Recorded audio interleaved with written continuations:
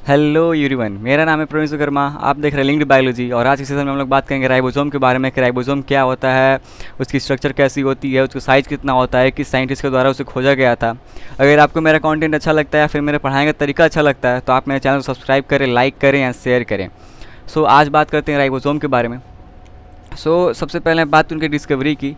तो राइबोसोम की जो डिस्कवरी है उसे जॉर्ज पैलाडे ने किया था। जॉर्ज पैलाडे ने 1953 में। अगर मैं बात करूँ कि राइबोसोम होता क्या है, तो राइबोसोम एक प्रोटीन फैक्ट्री है। प्रोटीन फैक्ट्री कहने का मतलब ये किसी भी एमआरएनए पे जुड़ता है और जुड़ने के बाद प्रोटीन की सिंथेसिस कराता है, कुछ इस तरह से। मान लीजिए ये कोई एमआरएनए है, अब इस एमआरएनए पे ये लार्ज सब यूनिट, ये स्मॉल सब यूनिट, ये स्मॉल सब यूनिट, और जब ये आगे बढ़ेंगे तो आगे बढ़ने के बाद यहाँ से कुछ टीआरएनए होती हैं वो आएंगे। ये टीआरएनए है, इसके ऊपर एक अमीनो एसिड है, ये इसके ईपीए साइट हो जाती हैं सब। तो यहाँ पे एक्सेप्टर साइट पे आता है, पेप्टाइडल साइट से अमीनो एसिड को बनाता है और एग्जिट साइट से ये खुद निकल जाता है। तो ऐसे कुछ राइबोसोम वर्क करता है। अगर मैं बात करूँ कि ये कितने टाइप के होते हैं, तो राइबोसोम मेनली दो टाइप के होते हैं, 70s ribosome and 80s ribosome. जो 70s राइबोसोम है वो प्रोकैरियोट्स में पाया जाता है और जो 80s राइबोसोम है वो यूकैरियोट्स में पाया जाता है।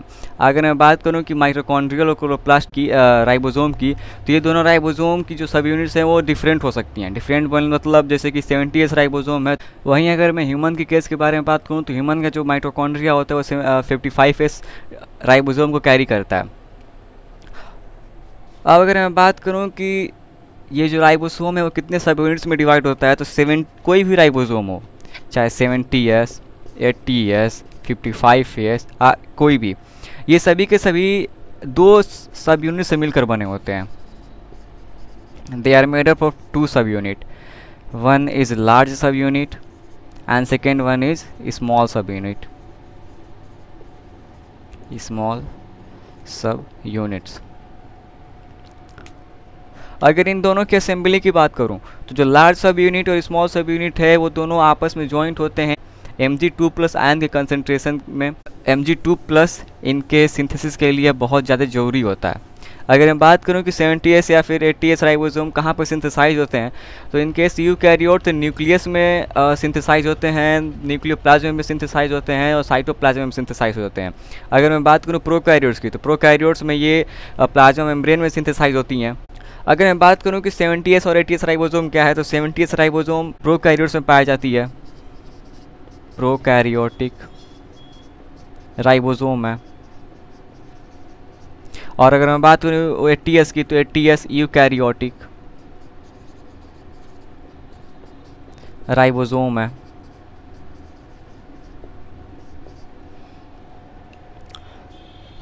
इन दोनों की सिंथेसिस के लिए Mg2+ की कंसंट्रेशन चाहिए होती है और ये असेंबल होते हैं न्यूक्लियस, न्यूक्लियोप्लाज्म, साइटोप्लाज्म में, इन दोनों की सिंथेसिस होती है। अगर मैं बात करूँ इन केस यूकैरियोट्स की, तो इन केस यूकैरियोट्स में जो राइबोसोम है वो दो टाइप के हो सकते हैं, तो साइटोसोलिक राइबोसोम हो सकता है या फिर न्यूक्लियर राइबोसोम हो सकता है। अब अगर मैं बात करूँ कि इसमें जो 80s है और जो 70s है उसमें ये जो एस लिखा हुआ है इसका क्या मतलब है, तो यस रेफर्स करता है सेडिमेंटेशन कॉफिशिएंट को। S means sedimentation coefficient. Sedimentation coefficient कहने का मतलब ये है कि जब इन दोनों को किसी भी मतलब या तो 70s या फिर 80s जब इनको सेपरेट किया गया था सेंट्रीफ्यूज की मदद से, तो इन दोनों के जो सब यूनिट्स थी वो सब यूनिट्स के जो सब पार्टिकल्स थे, मीन्स एमआरएनए हुआ या फिर जो प्रोटीन्स हैं, ये दोनों एक पर्टिकुलर डेंसिटी पे सेपरेट हुए थे, जिसकी वजह से इनको सेडिमेंटेशन कॉफिशिएंट बोला जाता है। सेडिमेंटेशन कॉफिशिएंट का मतलब ये है कि जितना ज़्यादा सेडिमेंटेशन कॉफिशिएंट होगा उतना ही ज़्यादा उसका वेट होगा। अगर जितना कम सेडिमेंटेशन कॉफिशिएंट होगा उतना ही राइबोसोम की जो वेट है वो कम होगा। ये सेडिमेंटेशन कॉफिशिएंट या फिर जो इनका एस है ये एक और चीज़ को रिप्रेजेंट करता है इनके साइंटिस्ट को, क्योंकि जो इनके 80s और 70s राइबोसोम बताने वाले साइंटिस्ट स्वेडबर्ग थे, जिन्होंने इस चीज़ को बताया था सेडिमेंटेशन कॉफिशिएंट को। अगर मैं स्ट्रक्चर की बात करूं तो यहाँ पे आप इसका स्ट्रक्चर देख रहे हैं। इस स्ट्रक्चर में दिखाया गया है कि लार्ज सब यूनिट और स्मॉल सब यूनिट कैसी होती है। अगर मैं लार्ज सब यूनिट की बात करूँ तो डोम शेप्ड की होती है, और अगर मैं बात करूँ स्मॉल सब यूनिट की तो स्मॉल सब यूनिट एक प्लेट लाइक शेप में होता है। अगर मैं बात करूँ लार्ज सब यूनिट की तो लार्ज सब यूनिट में सेंट्रल प्रोट्रूडेंस है जो कि ऐसे निकला हुआ है बीच से, और जो इधर वाला एरिया है या फिर जो ये वाला पार्ट है इसको रिजिड बोलते हैं, रिज RIDGE। ये सेंट्रल प्रोट्रूडेंस,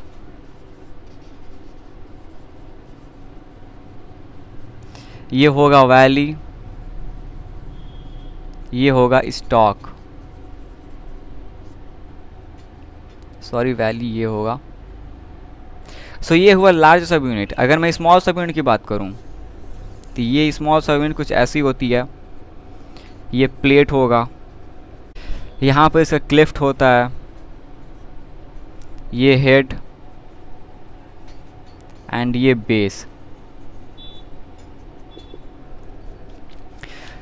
तो ये है स्ट्रक्चर के बारे में। अगर मैं लार्ज सब यूनिट की बात करूं तो लार्ज सब यूनिट में EPA साइट्स होती हैं। इस EPA साइट्स को इस स्ट्रक्चर में आपको दिखाया गया, दूसरे स्ट्रक्चर में, जो कि सबसे पहले इसमें A साइट है, फिर दूसरे पे P साइट है और तीसरे में E साइट है। अगर मैं A साइट की बात करूं तो A साइट दिखाता है एक्सेप्टर साइट को, P साइट दिखाता है पेप्टाइडल साइट को, एंड E साइट दिखाता है एक्सेप्टर साइट को। अगर मैं इन तीनों चीज़ों को एक्सप्लेन करूं तो जब tRNA किसी अमाइनो एसिड को लेकर आता है तो वो tRNA सबसे पहले एक्सेप्टर साइट में आएगा। एक्सेप्टर साइट में आने के बाद वो आगे बढ़ेगा। मतलब मान लीजिए ये कोई राइबोसोम है और ये RNA है, और अगर tRNA किसी अमीनो एसिड को लेकर आया और इसके जो ये APE साइट है, तो सबसे पहले तो ये जो tRNA है वो A साइट में आएगा। A साइट में आने के बाद इस P साइट में आएगा, क्योंकि ये जो RNA है राइबोसोम है वो 5 to 3 डायरेक्शन वर्क कर रहा है। ओके, सो ये tRNA जब P साइट में आएगा तो P साइट में आने के बाद ये अपने अमीनो एसिड को यहाँ पे छोड़ देगा। अब अमीनो एसिड को छोड़ने के बाद जब ये आगे बढ़ेगा तो एग्जिट साइड से निकल जाएगा। अगर मैं बात करूँ कि ये जो प्रोटीन्स हैं इनके बीच पेप्टाइड बॉन्ड बनता है कैसे है, तो लार्ज सब यूनिट के पास एक एक्टिविटी होती है या फिर एक एंजाइम होता है जिसका नाम है पेप्टाइडल ट्रांसफरेज एंजाइम या फिर पेप्टाइडल ट्रांसफरेज एक्टिविटी। ये जो पेप्टाइडल ट्रांसफरेज एक्टिविटी या फिर एंजाइम है ये किसी भी दो अमीनो एसिड के बीच पेप्टाइड बॉन्ड बनाने का काम करता है। ये नीट के लिए बहुत ज़्यादा इम्पोर्टेंट है। अगर मैं इसका नाम लिखना चाहूँ तो मैं लिख सकता हूँ पेप्टाइडल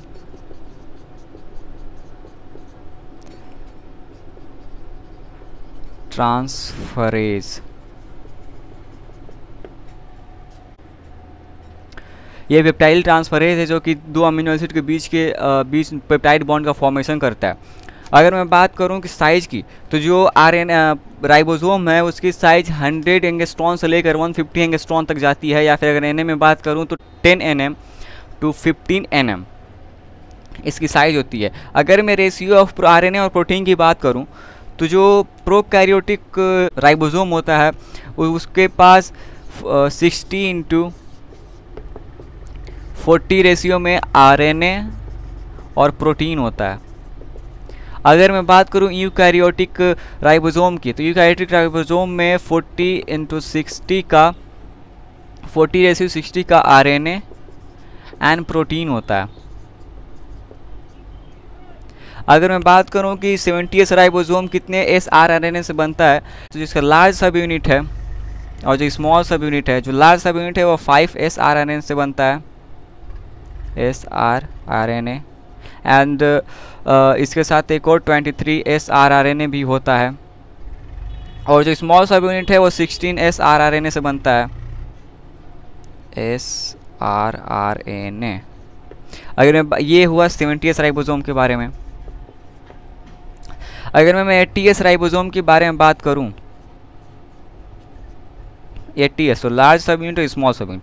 लार्ज सब यूनिट बनता है 5.8 एंड 28 एंड ये 18S RNA। ये कुछ RNA होते हैं। राइबोसोम है, उसकी जो स्ट्रक्चर का पता लगाया गया था वो इलेक्ट्रॉन माइक्रोस्कोपिक बेस्ड था, मतलब कि इलेक्ट्रॉन माइक्रोस्कोप से इसका पता लगाया गया था कि इसका स्ट्रक्चर कैसा होता है, या फिर रिवील किया गया था कि इसका स्ट्रक्चर कैसा होता है। तो ये रही कुछ बातें राइबोसोम के बारे में, और हर एक चीज़ राइबोसोम के बारे में मैंने बता दिया। अगर आपको मेरा चैनल अच्छा लगा या फिर पढ़ाने का तरीका अच्छा लगा तो आप मेरे चैनल को सब्सक्राइब कर सकते हैं। Thank you.